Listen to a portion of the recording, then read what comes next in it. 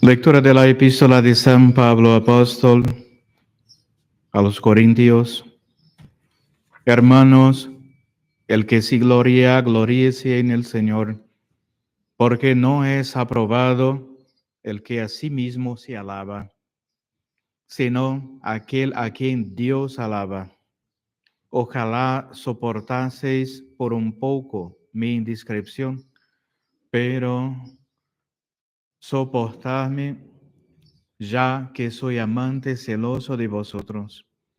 Pues os amo con el celo de Dios. Os tengo desposados con este único esposo, que es Cristo, para presentarlos a Él como una casta virgen. Y el Evangelio está tomado del libro del evangelista San Mateo.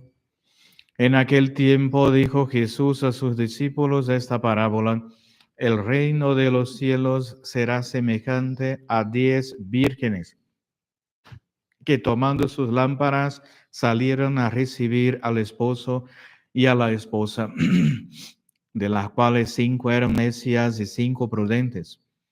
Pero las 5 necias, al coger sus lámparas, no se proveyeron del aceite. Al contrario, las prudentes junto con las lámparas llevaron aceite en sus vasijas. Como el esposo tardase en venir, se adormecieron todas y al fin se quedaron dormidas. Mas llegada la medianoche se oyó, una voz que gritaba: mira que viene el esposo, salid al encuentro. Al punto se levantaron todas aquellas vírgenes y aderezaron sus lámparas. Entonces las necias dijeron a las prudentes: danos de vuestro aceite, porque nuestras lámparas se apagan. Respondieron las prudentes diciendo: no sea que este que tenemos no baste para nosotras y vosotras.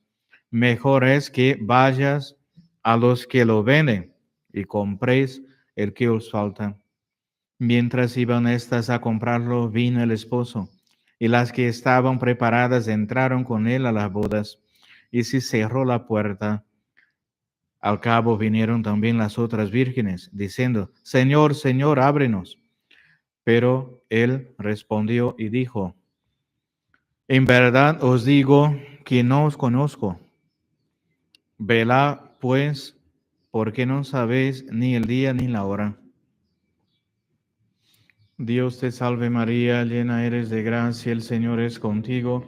Bendita eres entre todas las mujeres y bendito es el fruto de tu vientre, Jesús. Santa María, Madre de Dios, ruega por nosotros pecadores, ahora y en la hora de nuestra muerte. Amén. San José, ruega por nosotros. en el nombre del Padre, del Hijo y del Espíritu Santo. Amén. Pueden sentarse.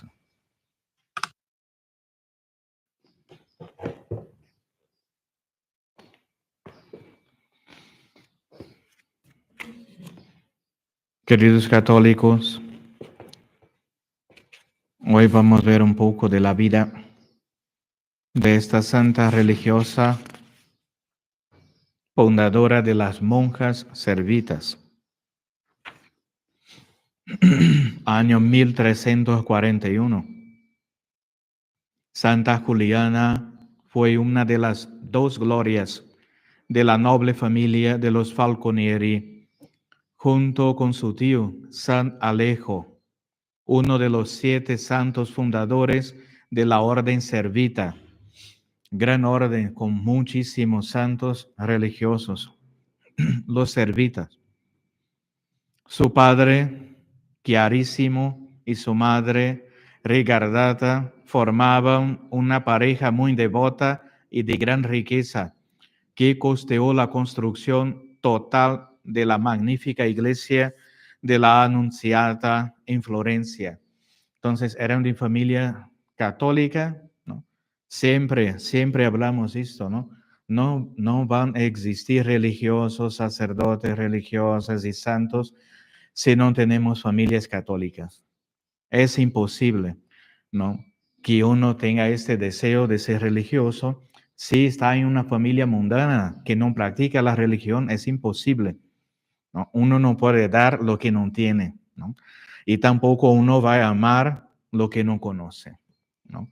Si nosotros no conocemos a Dios en un seno, en una familia católica, con catecismo, con misas, con prácticas religiosas, con los sacramentos, no vamos a desear Jesucristo ni la vida religiosa. Entonces, prácticamente todos los santos vienen de familias católicas.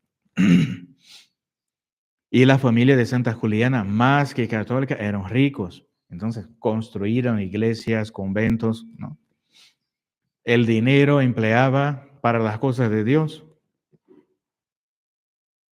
al revés de lo que vemos hoy.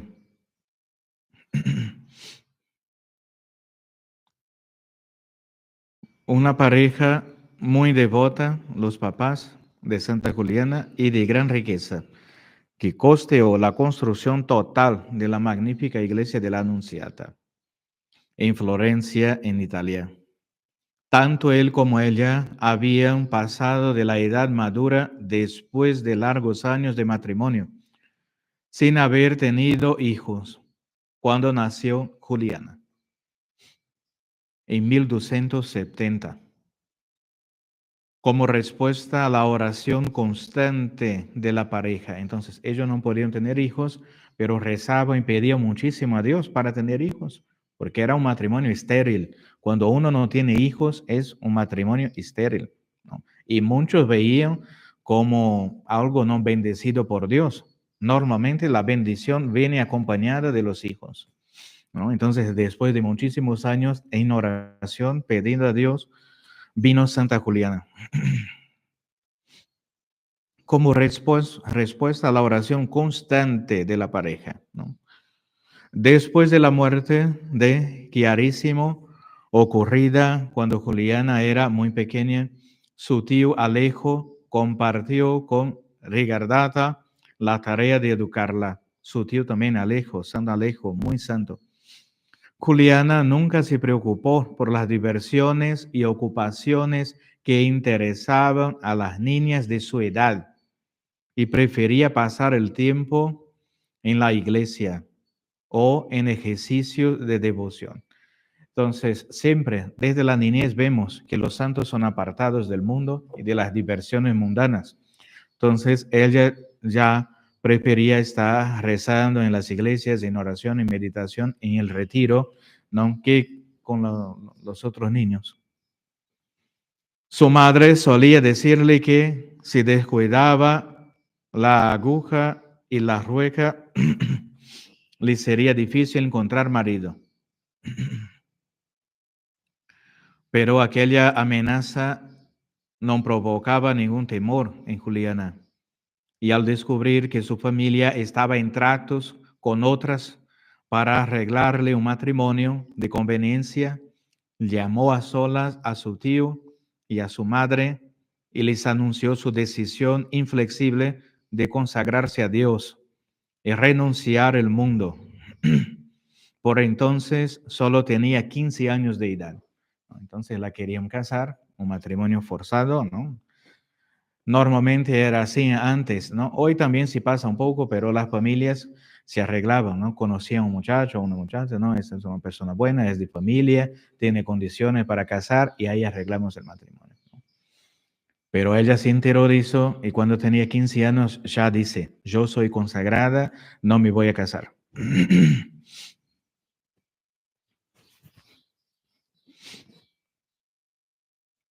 Tengo la decisión inflexible de consagrarme a Dios y renunciar al mundo.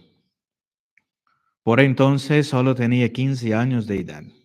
Luego de recibir minuciosas y profundas instrucciones por parte de San Alejo, recibió el hábito de las servitas de manos de San Felipe Benizzi en la iglesia de la Anunciata y un año después hizo su profesión como terciaria de la orden.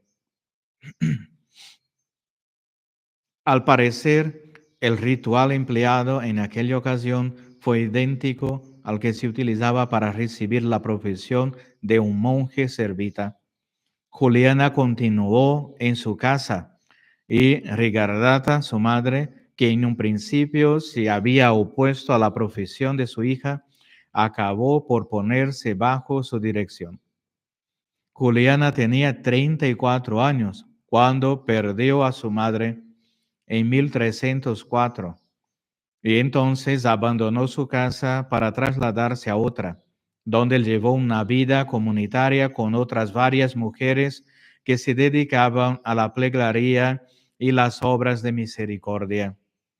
Su hábito se asemejaba al de los monjes de la orden servita, solo que para facilitar sus trabajos manuales llevaban mangas un poco más cortas, por lo que se les puso el sobrenombre de manteleta,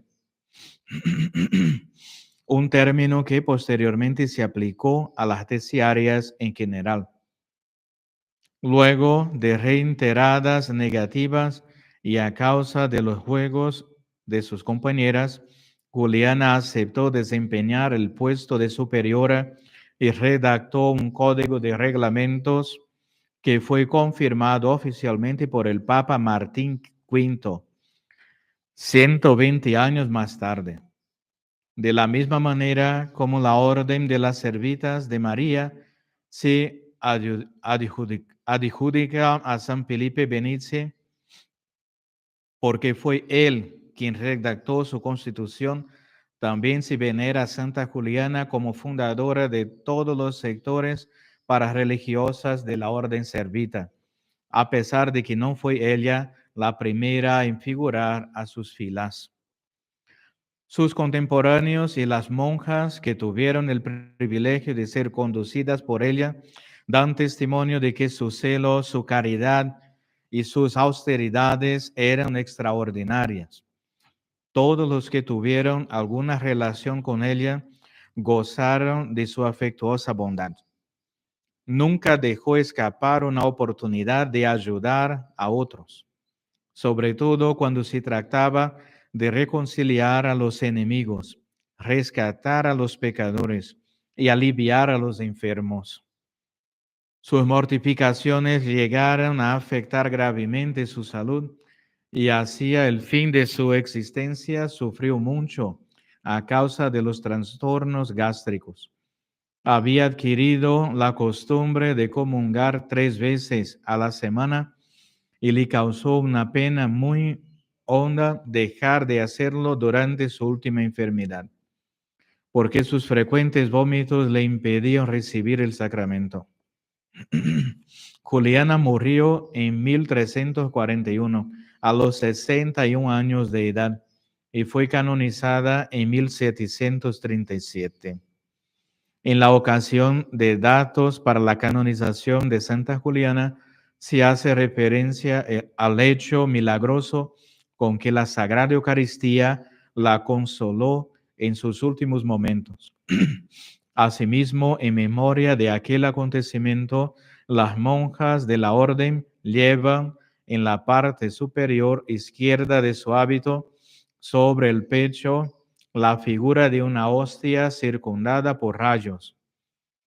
Se declaró que todavía existe un documento que fue redactado a los 18 días de la muerte de Santa Juliana en presencia de numerosos testigos que rodeaban su lecho. El original está en latín y su traducción es esta. Dice, él dejó memoria de sus maravillosas palabras. Pongamos nosotros en un registro como hace 18 días murió nuestra hermana Juliana y voló al cielo para unirse con su esposo Jesús. Sucedió de esta manera.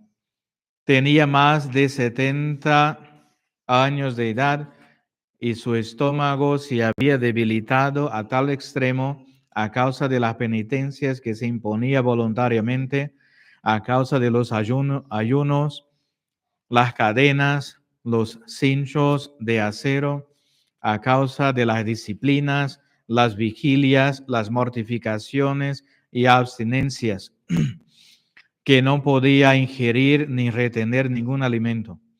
Al saber que por aquella razón estaría privada del viático del sacratísimo cuerpo de Cristo, nadie puede imaginar lo mucho que se lamentó y lloró, hasta el grado de que todos cuantos la observaban temieron que fuera a morir por la vehemencia de su dolor. Con toda su humildad suplicó al padre Giacomo de Camporeggio que por lo menos le trajese al Santísimo Sacramento en una píxide, un copón, y lo colocase frente a ella. Así se hizo, pero en cuanto apareció el sacerdote que portaba el cuerpo de nuestro Señor, ella se arrojó de bruces al suelo, extendió los brazos en cruz y adoró a su maestro. Todos vieron entonces que se le iluminó la cara como la de un ángel. Suplicó entre soluços que si no se le permitía unirse a Jesús, si la autorizara al menos a besarlo. Pero el sacerdote se rehusó. Sin que cesaran sus gemidos, pidió que sobre la hoguera de su pecho extendiese un velo y la dejase encima la hostia consagrada.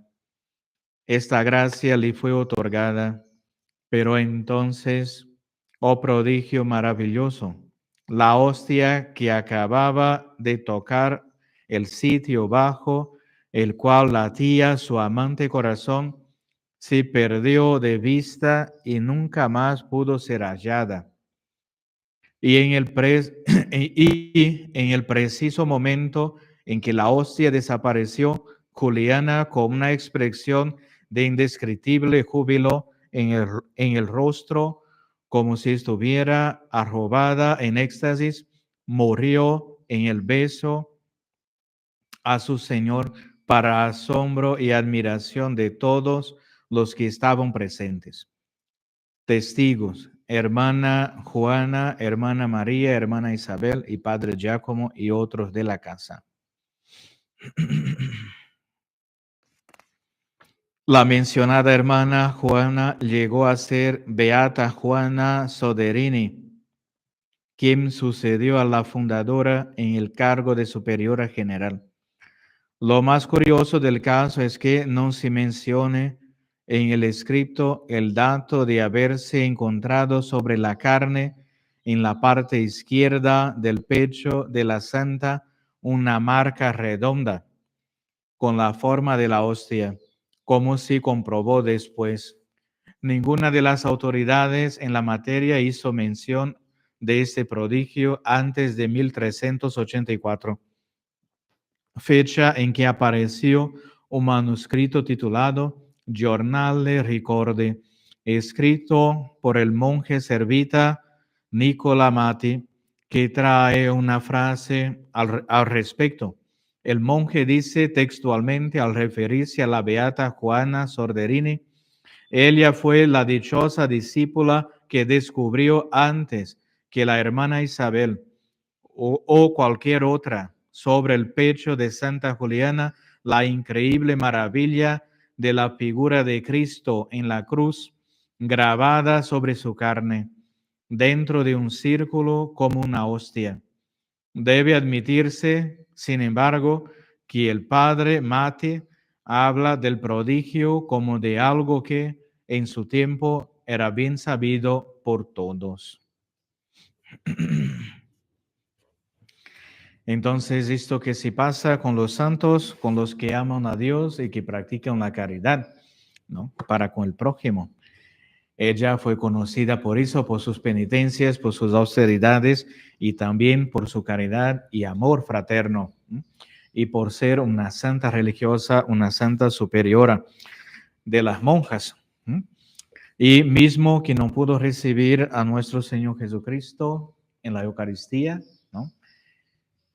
Porque estaba muy enferma, pero puso ahí, ¿no?, la hostia, el copón en su pecho, y la hostia no se fue. a su corazón. ¿No? Cristo quiso ahí quedarse con ella. ¿No? Y cuando fueron a ver, la hostia ya no estaba, ahí entró, ¿no? En su pecho. Y sí quedó, ¿no? Marcada con esta mancha, ¿no? De la hostia. Entonces son casos extraordinarios, ¿no? De la vida de los santos, pero nosotros lo que podemos imitar, al menos un mínimo, un poquito que sea, no imitemos a los santos. Ave María Purísima, Sin pecado concebido. en el nombre del Padre, del Hijo y del Espíritu Santo.